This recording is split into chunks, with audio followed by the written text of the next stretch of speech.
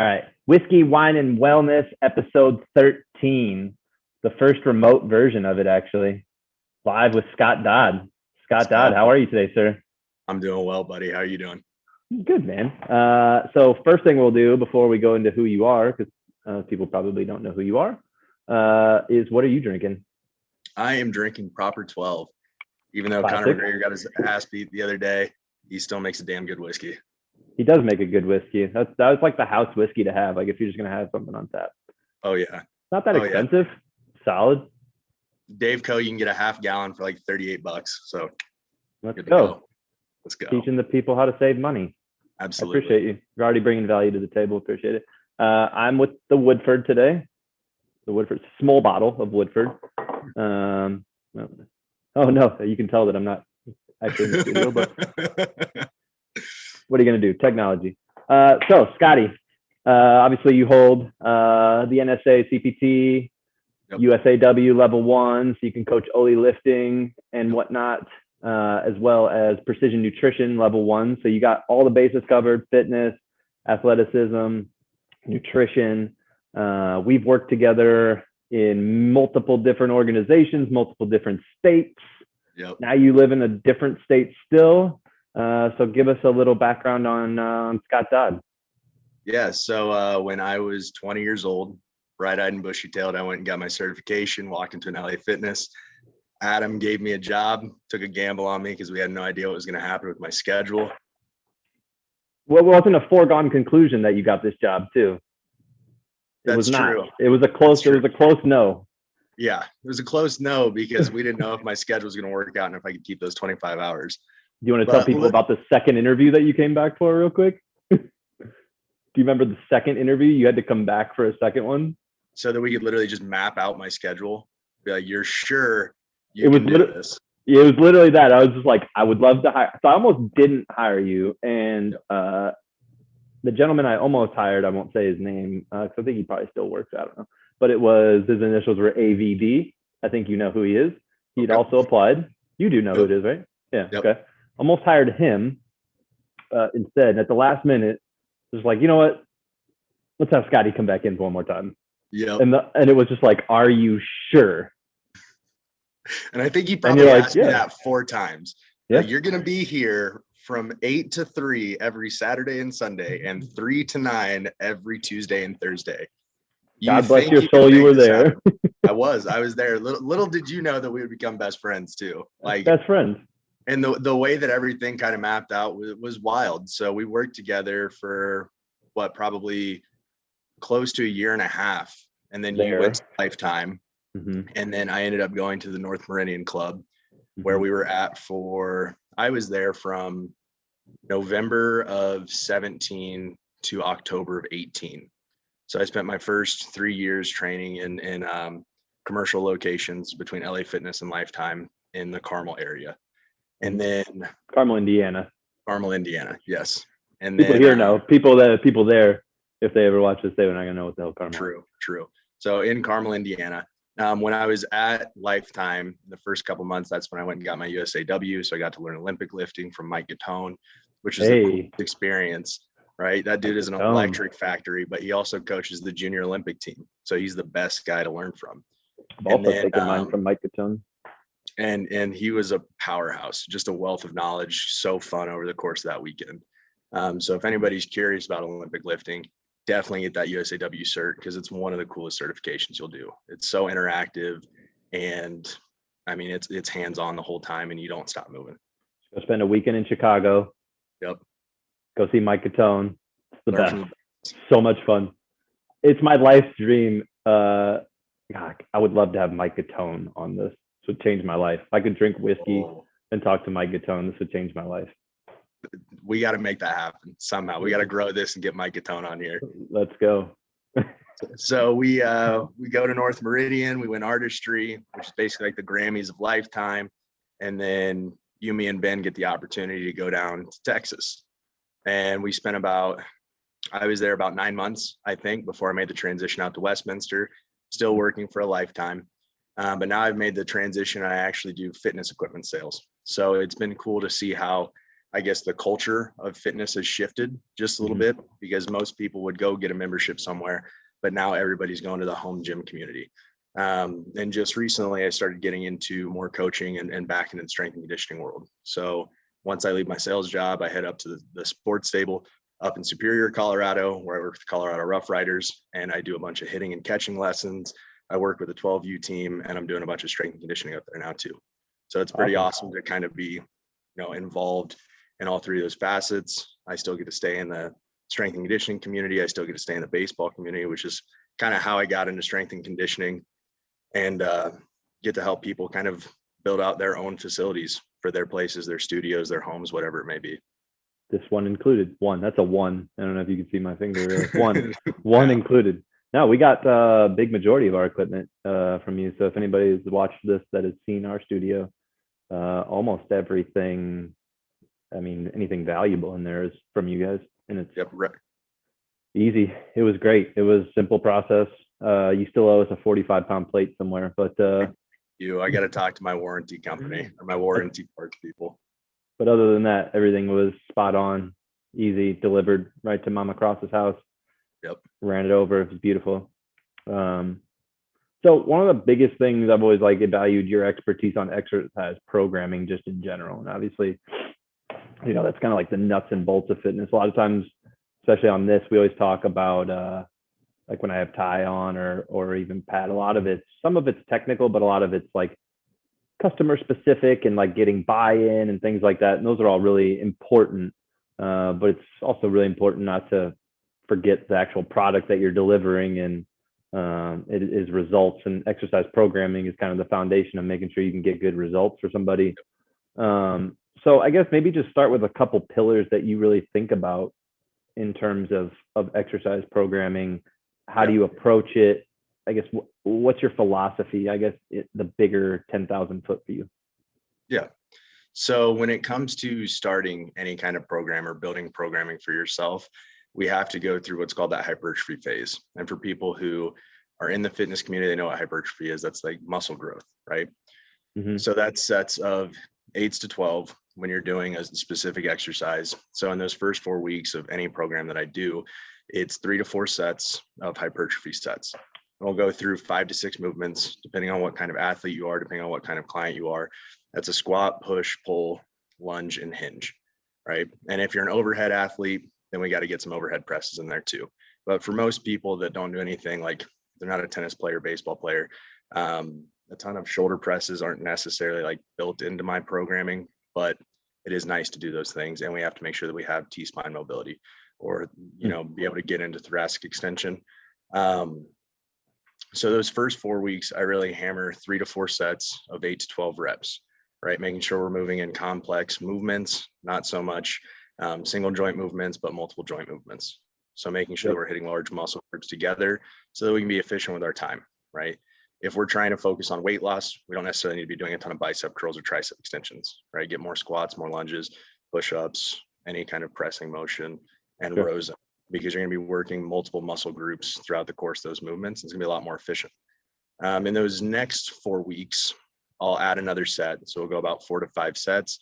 We'll try to bump up the weight just a little bit, right? Because in that hypertrophy phase, we're really focusing on that neurological adaptation. So trying to recruit more motor units, more muscle fibers, making sure that your body's understanding of the movements that you're doing and getting a little more adapted to it and a little more comfortable in those movements.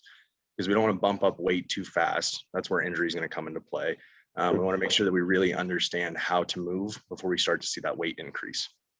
Those next, 5 to 8 weeks, or weeks 1 through 4 hypertrophy, weeks 5 through 8, going into more of like a strength phase, right?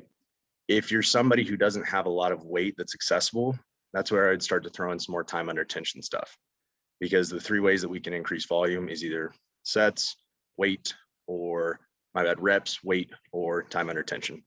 So if you think about like a set of 5 squats at 1 second a piece, or a set of 5 squats at 2 seconds a piece, you've increased that time under tension by double. So you're still getting more volume in terms of how much your muscles are being stretched and being stressed throughout that movement. Does that make sense? Yep. Do you have a default go-to on how you increase volume? Like, do you use, like, it seems like reps is just the simplest, straightforward one, especially with young athletes, because my guess is teaching them to time their, and I guess to clarify, when you say 1 or 2 seconds, you're assuming like 1 or 2 seconds on the decrease, like the concentric versus eccentric, whatever movement. I would imagine coaching that, especially I would imagine young athletes are in a group instead of one-on-one. It's probably really difficult to monitor their time under tension. So I'd imagine reps is probably the go-to one. Yep. It's either reps or weight usually, in a more one-on-one setting, to make sure that they can start to understand how to move their body a little bit better. And that time under tension, to that eccentric movement that you were talking about, is that stretch of the muscle, right? So when we're in that stretch of that muscle, we're actually 3 times stronger than in the concentric phase.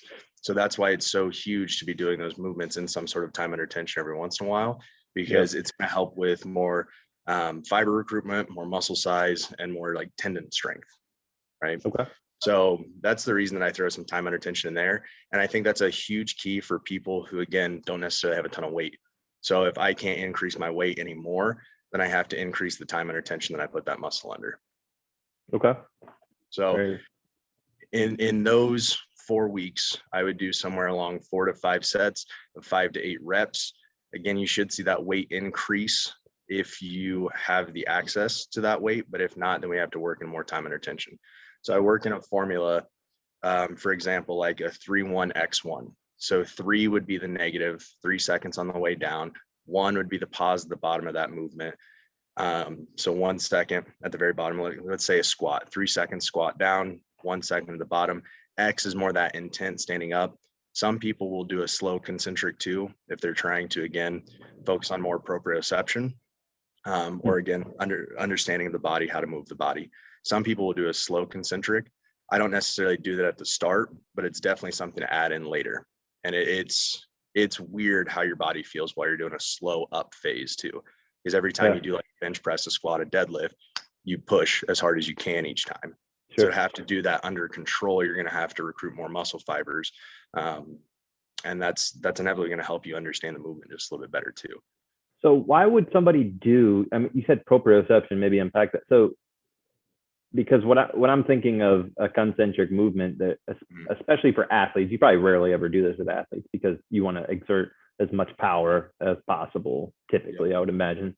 But why would somebody do a slow concentric movement? So I think very similar, like doing a slow negative, right? It's going to force you to have to stretch out those muscles just a little bit more. So a slow concentric would be really good for somebody who's trying to put on muscle size, who's trying to, maybe like bodybuilders would be another good person. And somebody who's trying to gain just lean muscle.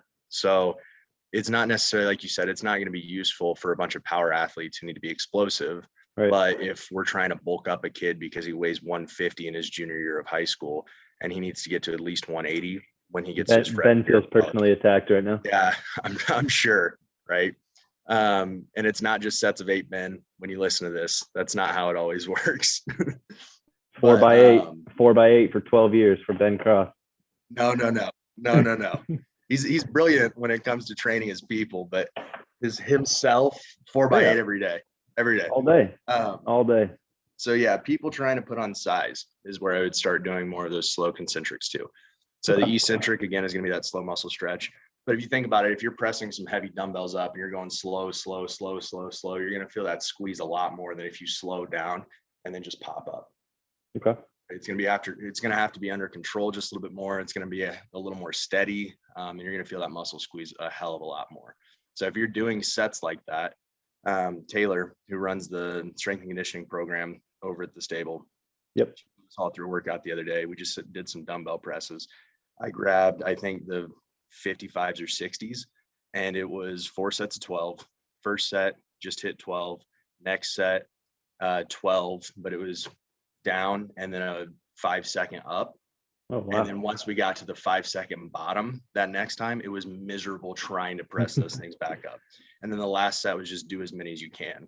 So trying to rep out those 12 at the end just absolutely torched me. And it was just 60-pound dumbbells. Yeah.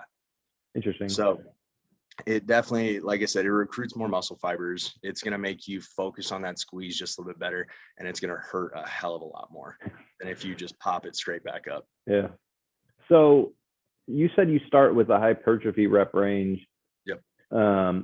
So I always start with, because there's four that usually work down in, right? There's endurance, hypertrophy, strength, power. I always start, and again, maybe the answer to this is that I'm working with Gen Pop and not athletes, but I always start with muscle endurance and stability stuff first for the first, I mean, usually, honestly, it's usually 8 weeks.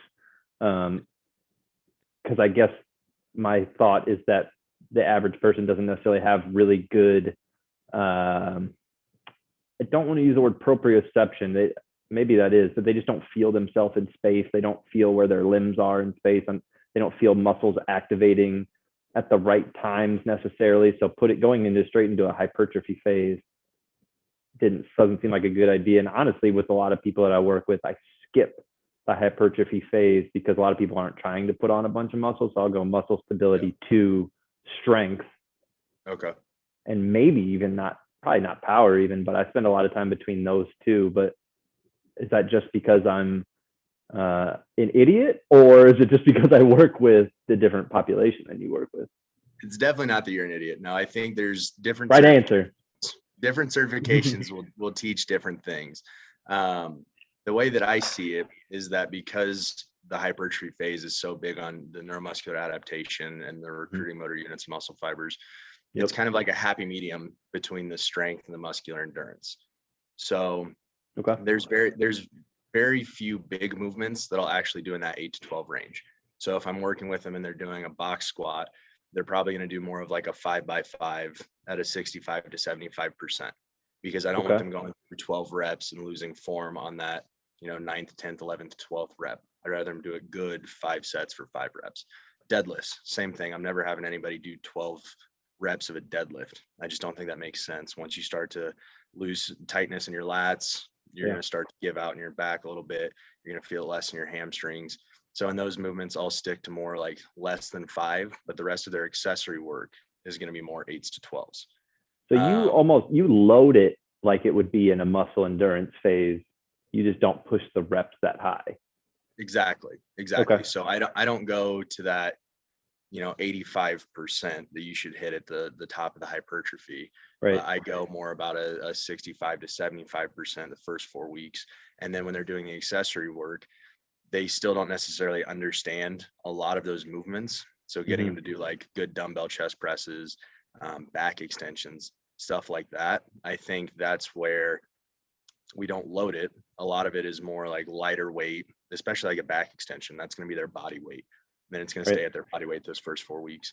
Any kind of pull-ups, any kind of jumping work, anything like that is going to be more in that rep range. But again, it's very minimal loading. I guess not as heavy as you should necessarily be going in a hypertrophy range. And even when I worked with mostly general population, I would spend probably the first 8 weeks with them focusing on the hypertrophy, especially in those first 4, and then staying their accessory work to hypertrophy while increasing weight on more of their main movements. So like the squat, the bench, deadlift, some of their rows, stuff like that would increase in weight just a little bit. And I think a big thing too is I'm huge on conjugate, which is a little more advanced.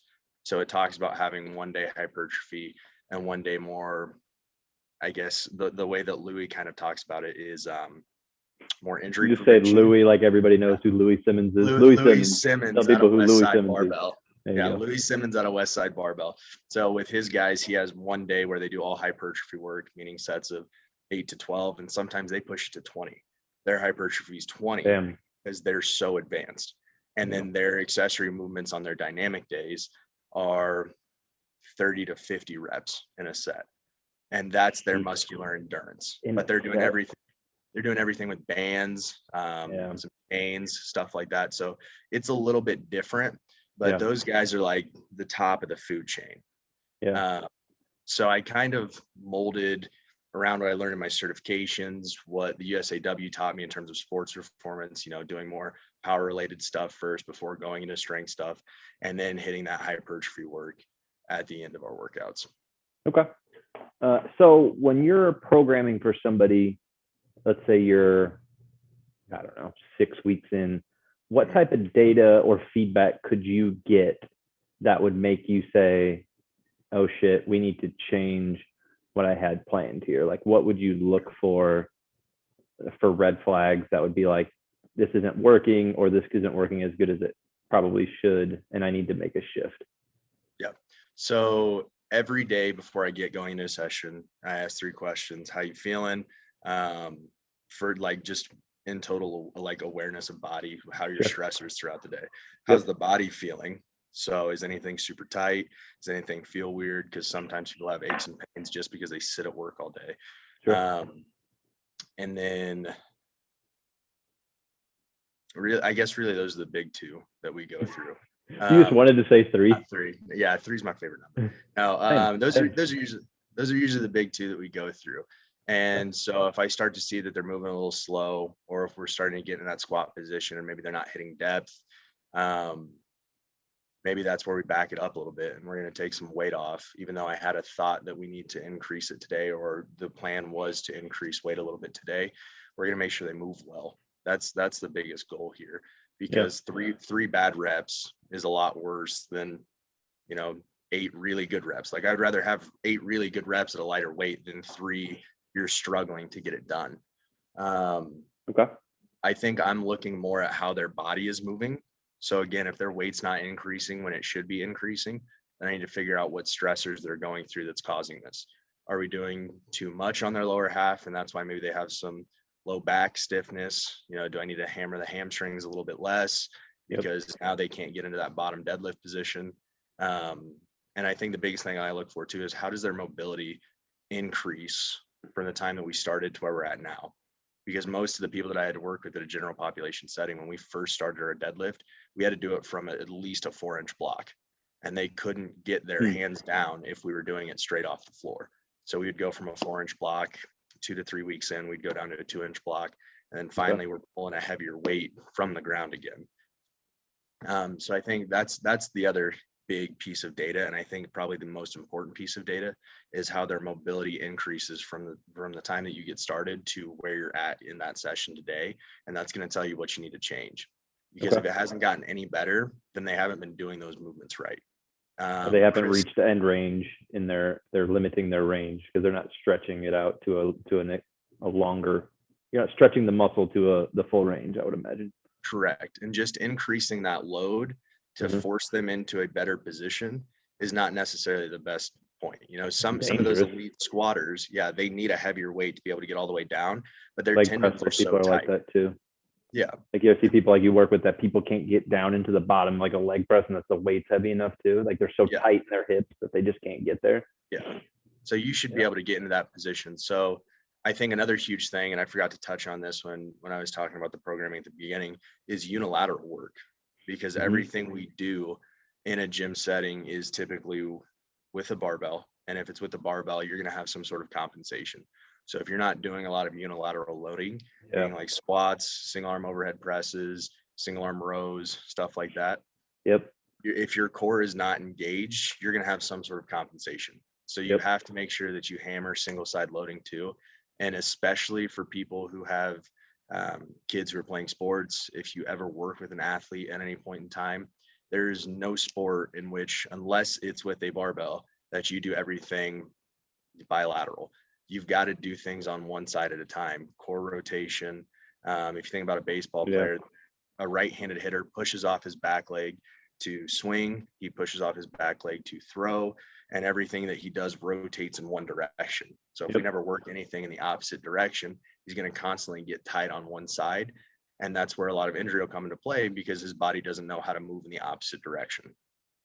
And I always remember our coaches had us run in high school. They had us run the bases the opposite way in the off season, just because you don't have that like shin angle, like you're always turning left, So we always used to run the bases like it was like for drills, obviously not. I mean, you wouldn't do anything live. That would be insane. But a lot of people. you would people just driving by and they see you probably like, what is going on out here? So for the average person that maybe isn't have somebody to oversee their program, how would they know this isn't working? Like, how would they know like this program is not working right for me? Because on two two ends of the spectrum here. Like one being that people jump programs a lot, but if they can see something working, they'll feel really good about it, stick with it. Conversely, though, there should be some things that are in place that you like. There are certain situations that you should stop this program because it's not working. Yeah. So if you are just somebody, Gen Pop, and you're 6 weeks in, what are some things that you might look for and be like, well, this is probably not working out, or is that not enough time even? I don't know. Yeah, I think 6 weeks should be more than enough time to figure out if something is working or not. Yeah. Agreed. I think if you feel more joint pain than muscular soreness, that's a big indicator of something's not right. And it might be that your body's just too tight, right? If your quads are super tight, it's going to pull on your knee tendons and it's going to make your knees ache up. Yeah. If you're not engaging your lats correctly, then your lower back might start to ache up when you're doing any kind of hinging movement. If your hamstrings are super tight, it might make your low back, ache up a little bit. But I think people can tell a difference, especially if there's somebody who's been moving consistently for those 6 weeks. Is this a muscular pain or is this a joint pain? And if we can feel muscular pain, that means we're engaging the muscles correctly. But if we feel more of a joint pain, that means that there's some sort of tightness somewhere or we're not doing the movement correctly. And that's when we need to go either, see a chiropractor, go talk to a fitness professional to make sure that they can have some more eyes on what I'm doing. But that's where I think more guidance would come into play. Joint pain's a big one. And then if you don't feel your energy start to increase from day to day, that's I think the biggest thing that we talk about with people when they first get in. And somebody who hasn't exercised, for 6 years. I had a client when we were down in Texas, and he told me that he probably hadn't done any sort of, guided exercise or like intentional exercise for probably 15 years. And so 6, 8, 12 weeks in the program, I'm seeing him at 5 a.m. every morning, and he's bright-eyed and bushy-tailed and ready to go because he knows that this is making him feel better for the rest of his day. So I think if you don't see your energy increase, and if you notice that you have a ton of muscular fatigue, so there's a difference between soreness and fatigue. Like if you go into a session, you're like, I'm a little tight. But if you go into a session and you're gassed already in that first movement, that's a big indicator that we might be doing a little bit of overtraining too. That's central nervous system specific. Like, is this person railing caffeine all day and doing a bunch of extra cardio and not eating enough? Like, now your muscles aren't firing. They're not getting like the neurological signal effectively enough. Correct. And I think recovery is a big part too. And I think that's something that most people don't talk about because it's not sexy to post it on Instagram. So if you're not doing it can be. If you're not doing any sort of like mobility work when you're outside of the gym, if you're not doing any sort of warm up or pre-movements to get set up, then I think you're setting yourself up for failure a little bit. Every time I go into a squat session, I do stuff with the hip band around my feet, making sure I get my glutes active. I do glute bridges, clamshells, foam rollers, glute med foam roller all day. Foam roll all day. If you don't have a foam roller in your living room, you're fucking up. Go get one. Like just keep one in your living room. Why not? Like, you're gonna watch TV, make it useful. Like, dude, it would make every difference. Like 10 minutes. If everyone foam rolled for 10 minutes, it would change. And even if it was just like hamstrings, glutes, low back, people would feel so much better. A little bit of quad. A little bit. Like those, like your posterior chain just from sitting all day. Yeah. Oh my God, people would feel so much different. Yeah. And I think too, like, we're in such a forward facing society. So everything we do right now, like, you have great posture. I'm sitting forward facing towards my computer, right? I'm on a stool. Yeah. So you're a little bit better than I am. But everything we do, right? We sit down for work all day. If you have a desk job and you're hunched over your computer and everything's in an internal rotation. And if you think about it, like, we walk forward because if you saw people walking backwards, it would look super weird. So our quads are super over dominant compared to our hamstrings. And most people want big quads. But if you have tight quads and tight hip flexors and weak hamstrings, that again is going to lead to some low back pain. So I think the big thing is hammer your posterior chain when you're in the weight room, right? Even if it's bands at home. as many rows as you can do. You can set up a leg curl somehow. You can do leg curls with a paper towel on your kitchen floor. Hmm. Right. So like what we used to do with the sliders, same Yep. concept, right? Mm-hmm. But you can do a lot for your posterior chain in your living room. And I think it's something that people neglect so much because, back muscles aren't as cool as having big pecs, and big hamstrings and glutes aren't as cool as having big quads. But I Truth. think the more balanced we are, the better you're going to feel from day to day. Yeah. So what are some of the biggest programming errors you see either fitness professionals make or people that are designing their own programs? Like, what do you see people screw up the most? For the most part, I think it's people, Exasperated sigh. right? I think people try to get too fancy with it, because the same stuff that worked for Arnold to get him 6 Olympias, minus the steroids, but those things still work today, right? Yep. Squats, hinges, push, pull, lunge, those things will help your muscles grow. They'll make you more fit. They'll make you stronger. It'll help with proprioception if you're doing that single-sided movements. I think people just try to get too fancy with it. You don't have to do every single exercise on Bosu ball to work on your core stability. And you don't have to do everything in a high plank to work on core stability. There's so many things that we see nowadays, like, oh, this is so innovative. And like Dr. Joel Seedman, I don't know if you follow that dude on Instagram. I'm familiar. I'll send you a couple of his videos, but the shit that he does is so outlandish, and I don't think it's going to be useful for anybody in a general population. Oh, in a bad way. You're calling out Mr. Seedman here. I'm calling out Mr. Seedman. Okay. His shit is so outlandish that I don't think 90% of people should do it. Yeah. Honestly, like, I think you don't people have would to be shocked to see what like real like trainers do for their own workouts. I think people would be shocked at how simple. Literally yesterday, 2 days ago, I did a leg day, and I remember coming home and I was like, oh shit, I only did 3 exercises today. I literally had, because the gym I go to now, when I'm not working out at the studio, they have a hex bar with the back open, like the kabuki open back. Yep. It's fucking awesome. So literally I did like a trap bar deadlift. I don't even know how many sets, many, up to 315. And then just a split squat with it, because you can, with the open back, which is awesome. And then they also have a safety squat bar, and I did that, or I don't know what you call it. What do you call those? You should know that. Yeah, the big like horseshoe kind of looking one. Yeah, that's a safety squat bar. Okay. And it's like a combo bar too. It changes. You can do the transformer? Yes, that. Oh. Nerd.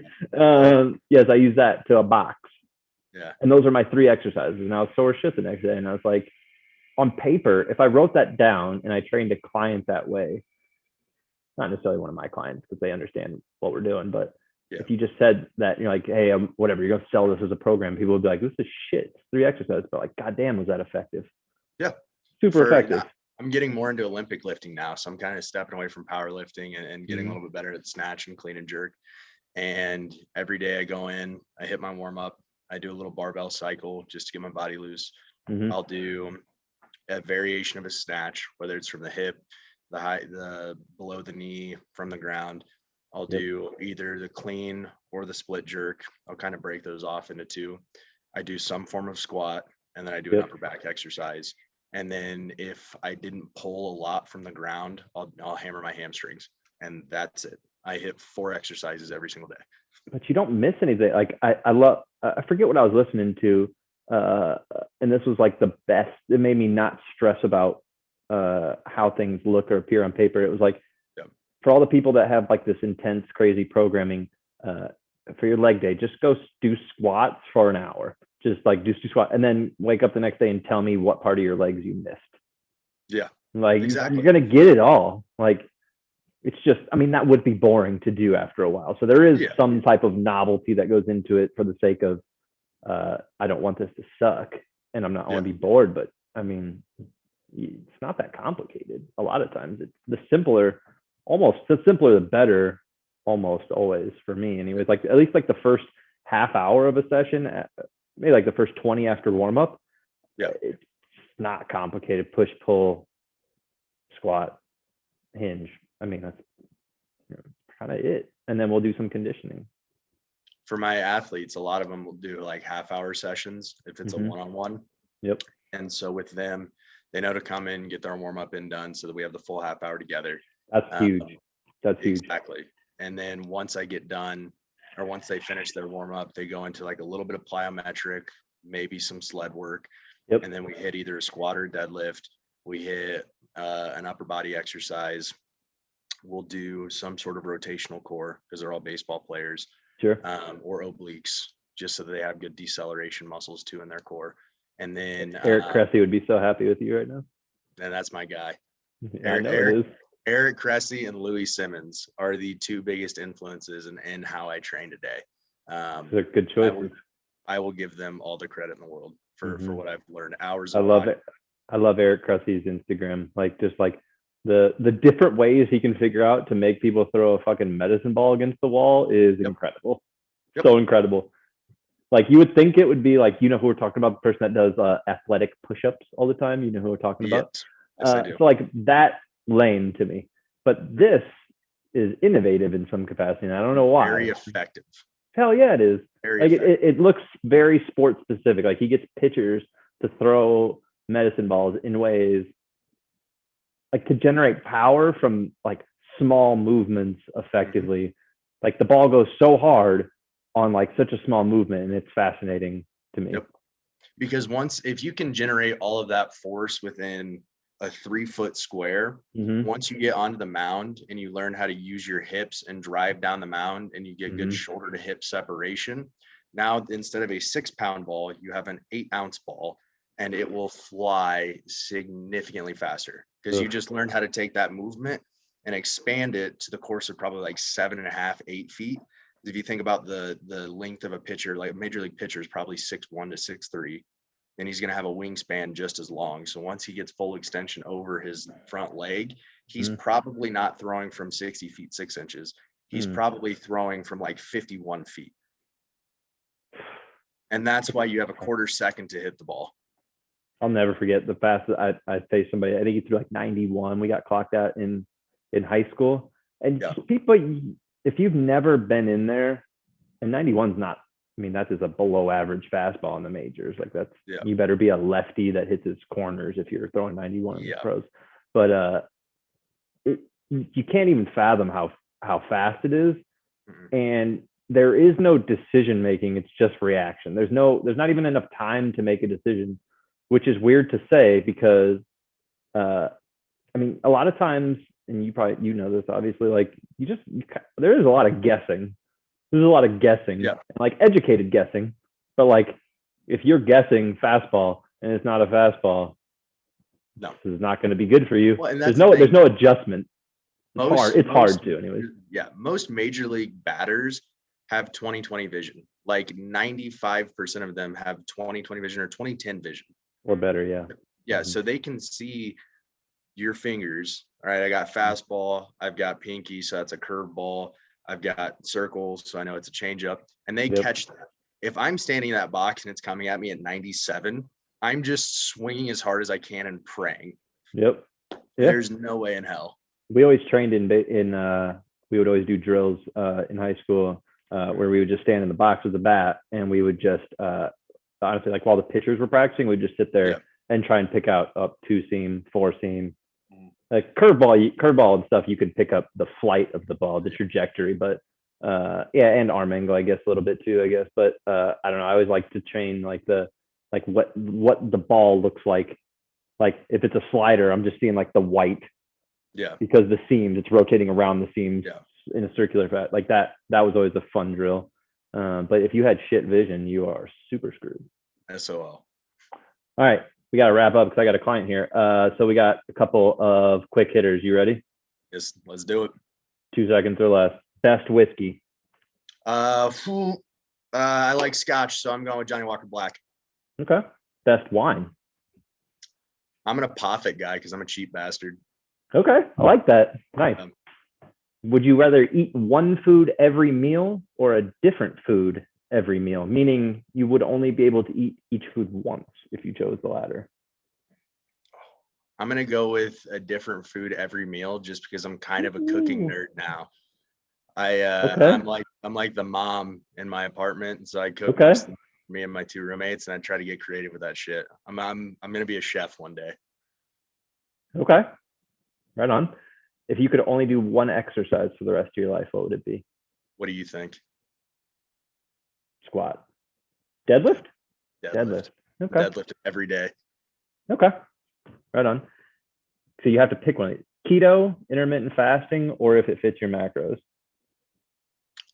You know, 2 years ago I would have said if it fits your macros. I thought that's Today, what you would say. or my bad, 2 years ago I would have said intermittent fasting. Today I'm gonna say if it fits your macros, because a lot of my nutrition coaching I do is creating good habits, and then once we get those good habits set, now we can build a good macro plan off of you, so Okay. that you can start to understand what it's like to live in that 80-20 of Mhm. eating well 80% of the time. And then also, like, just like an exercise program, if you're having a diet that you can't adhere to, you're not going to have any success. So I don't want you to be miserable in your exercise program, just like I don't want you to be miserable in your diet.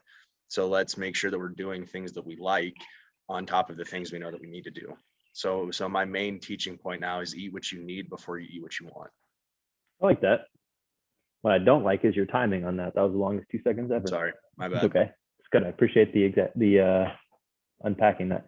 Best hangover food. Qdoba breakfast burrito. Why Doba over Chipotle? Is it just the queso? Free queso, and I don't think they charge you more for guac either. Back to being a cheap bastard. Back to being a cheap bastard. You eat your Doba with your apothic red. Yep. Well, and oh, Qdoba, you can get eggs in it too, because you can get a breakfast burrito, but I don't think Chipotle has breakfast burritos. Oh, what kind of terrible powdered eggs must you be getting in there? It's hangover food. Don't care. Okay. Exercise you would never have a client do. Probably a snatch, just because they're more than likely not an Olympic lifting client. 90% of my clients are either going to be baseball players or some sort of general population. If I do get the chance to work Olympic, I'll be super happy with that. But Yeah. if you're not an Olympic athlete or an Olympic lifting athlete, you don't need to be doing snatches. Okay. Exercise you would never do. Running. if I'm running, you need to be running too. I like that. I was popular answers to this are behind the neck lat pull down and oh shit, I forget what the other one was. That's a popular one. But anyways, running. I like that. That's good. That's actually perfect for you. Yeah. Not a cardio guy. You can't answer Uberfit for this one. But your favorite gym in Indianapolis would be? Favorite gym in Indianapolis. If you had to pick one. Iron Valley Barbell, hands down. Okay. Reverse hyper, all the specialty bars, and that is an atmosphere like no other. If you're a power lifter and you want to get after it, Iron Valley Barbell. Zach Hummel is the dude. He's the coolest dude on the planet. Word. Right on. Least favorite gym in Indiana. Joel Seedman doesn't have a gym here, I don't think. I'm going to say any LA Fitness, just because those places, and especially over Christmas break, are meathead central. And you can't get a machine to save your life. Training there was a clusterfuck over Christmas break for college kids. Yep. All right. Last one. I think it's the last one. Yep. More impressive. Bench press 315, squat 405, deadlift 495. I'm going to say bench press 315 just because I still haven't hit that. When you grow up, you can do it. I promise. The other two, a squat 455, I've hit a 600-pound deadlift. I cannot press 300 pounds to save my goddamn life. And I don't understand it. It's sad. It makes me sad for you. I have short arms too. There's no excuse. What makes you feel better? I can do 2 of those 3 as well, but you know which one I cannot do. Yeah. And it's not, squatting 405 should not be impressive, but I can't do it. Right. I don't know. I don't think I can do it. Right on, buddy. This was fun. Got to get you on conjugate. Get you on conjugate. You'll squat 500. Yeah, I was thinking about that when we were going through the programming part of it, and conjugate. It's like putting multiple phases in at the same time, just on different days, which I think has its value too. So Yeah, undulating weight. um, We can get into that on a different day, but that's I'm fun down for that. too. So I'm hoping that the video and everything, because I have headphones in, records the audio. So this could be nothing for all I know, but we'll see how this goes. Either way, it was fun. Absolutely. If we have to do it again, I won't be mad. Right on. Same. All right, buddy. I got to go train. Enjoy the rest Sounds of your good. day. You enjoy. Love you, buddy. Love your face. Talk to you later. All right, man. See you.